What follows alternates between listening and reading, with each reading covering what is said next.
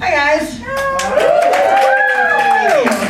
Alright, so there's about like two things in this world that I am deeply afraid of. The first is clowns, because clowns are fucking horrible, and I'm not going to dwell on that any further. The second is the fear that I think everybody else kind of has, is the fear of being alone, which, alright, so I'm an only child, which doesn't help matters, and probably created the fear to be honest. I mean, I have this memory from when I was, I don't know, like 4, 5, and 6, where I'm just begging my mother, like literally day in and day out, begging my mother to give me a sibling. Not produce one, I don't know how they were made, it was just like, give me a sibling. I basically asked her to buy me one, and she was like, that's impossible, which like, who would have known 20 years later that like purchasing like very happy family was like all the rage among celebrities. Incredible. But I can really pinpoint this like, this fear that I had where I was like, I might be alone forever. When I was 7 years old, and it was second grade, and she was like the most popular girl in school, her name was Ashley, and like, she was just a raging bitch of second grade. She came up to me, she had the audacity to come up to me after my second grade birthday party and be like, I had no fun at your birthday, it was so lame. I had bowling at my birthday, I had batting cages at my birthday, I had bumper cars at this birthday, how dare you? Beyond that, I was like, oh my god, that's it, I'm done, I'm gonna have no friends, I'm totally out of here. Oh my god, I'm so screwed. Don't worry, it didn't happen, no, that mass exodus of friends waited till my freshman year of high school when, we were all at our most stable moment. This is not a pity party, I'm just trying to say that all these experiences led me to believe that, or not led me to believe, but made me all too aware that I was alone in the world, besides my parents who are just kind of obligated to smother me. And I always thought that it would be somebody else's opinion of me that was like my ultimate demise into complete isolation. And now I just wish that was the case, because what I've come to find out is that I play an active role in being forever alone. In fact, that might be the sole reason I am forever alone. Because while I fear it with like every inch of my soul, I also love being alone. Like, I adore it. Like, I just discovered going to the movies by myself. Can I get an amen? Thank you. It is brilliant. I mean, I don't need friends when I have a bucket of popcorn and a reliable six-pack. Because those are the kind of friends that aren't going to interrupt an important part of the movie. Those are the kind of friends that aren't going to go to the bathroom and come back and be like, did I miss anything? Yeah, you did, because you left. And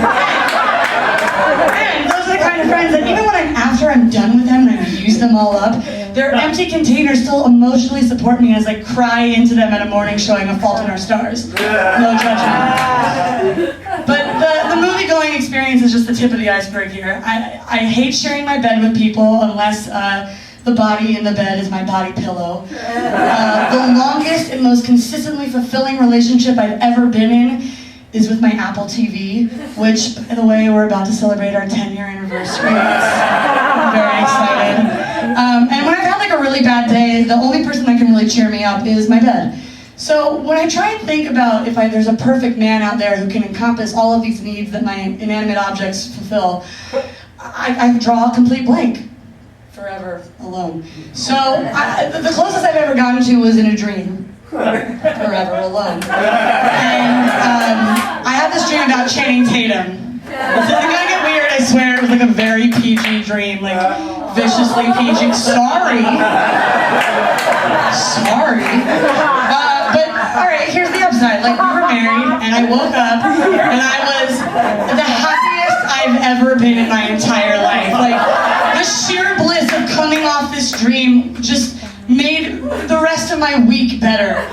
And I'm not even attracted to the guy, but like, he was just the most perfect, glorious husband. To the point where I now like vouch for him in conversations. I don't know the guy, and I'll just be like, oh, is that Channing Tatum? No, he's a solid dude. One of the greatest guys you've ever met. Do I know? No, I don't know. I did know. I might know him. No, it's anyway. But I honestly just wish I could remember what happened in the dream, because I have no recollection of that. I just know I was really happy. All I can imagine, it was just like probably him sitting really silently on the couch while he lets me marathon and cry to like my favorite Ally McBeal episodes, or like him being like, yeah, I'll drive you anywhere, anytime, any place. LA traffic doesn't matter, because we know that's a feat in of itself. Am I right? I feel like I've bludgeoned this like forever alone thing to death, so I'm gonna move on because like LA traffic deserves its own. I know everyone has something to say about it. It's like a horrible thing. It was the one thing I was warned about when I moved to LA. But I'm like a born and raised New Yorker, so I also come from a land of chaos. And that's how I learned to drive. I learned to drive in this complete madness. Like, in New York, lanes are invisible, speed limits are a guideline, and even though it is a law to have a license as a taxi driver, every time you get in the back of one of those cabs, you kind of ponder if you're gonna die, like, in that moment at any given time. So, and like, driving in New York is, let's say, like akin to the Hunger Games, because your sole mission is to get from point A to point B without dying. That's really all there is to it. And all I'm trying to say is that I learned how to drive like a maniac. So moving to LA and finding out that all of these people drive like even more incompetent, insane, ridiculous. This is the most displeasure I've ever had sharing the road with. These people are, sorry, I know probably half of you are like from LA, if not all of you. No offense, I'm not talking about you personally, just like talking about you as a group. My dad always says that people in LA, they don't drive, they wander. Because the light turns green and they're like, oh, is that green? I just, Oh, no, oh, is that a hump? Okay, I'll go. I guess I'll go. It's about time, I guess. Sure, why not? The other day I was driving down Fountain in my Prius, which is so LA, for me to say. I could vomit on myself. And this guy in a sports car pulls up and he's just like, hey, can I ask you a question? Which is never a good start to a conversation, because that is a question that you're asking me. And I was having a really shitty day, and I was like, yeah? Because why are Prius drivers so aggressive? And I was like, I wanted to say, like, because of assholes like you and your fucking sports cars. But unfortunately, the light turned green like seconds later, and he just like sped off into oblivion, and I didn't even have the chance to. Kind of irony at its finest. The one thing about LA driving that turned it all on its head is weather, which like isn't a thing out here. It's just like not a thing. Did you all make it here safe? Yeah.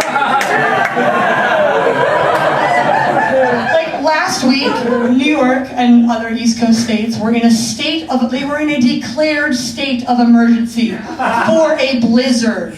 And I was at my Walgreens being told by my cashier to drive safely because it was drizzling. Thank you guys so much.